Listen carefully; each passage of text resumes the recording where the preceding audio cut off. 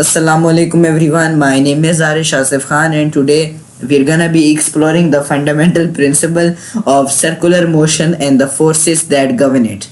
This presentation covers key concepts from class 9th physics pedal board. Now, uniform circular motion. The object moves in a circle with unchanging speed.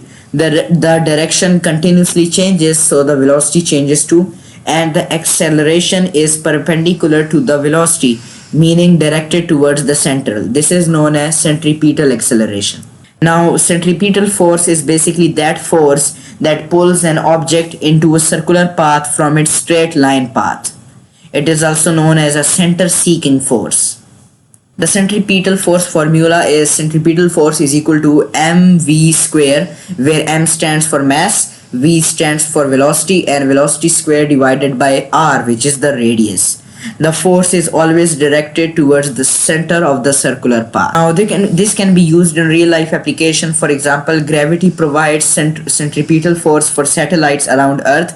The tension in the string creates the centripetal force, and the gravitational force keeps the moon orbiting Earth. Now, an example is a hammer throw calculation. For example, the mass is 5 kg, radius is 1.5, the velocity is 25 meter per second, and I need to find the centripetal force. It's very easy. So basically, you will multiply mass with the velocity square. So 25 squared, and that means 3125. When you multiply it with 5 and then divide it by 1.5, 2083. So Bilal must apply 2083.3 newtons of centripetal force to swing the ball at a velocity of 25 meter per second.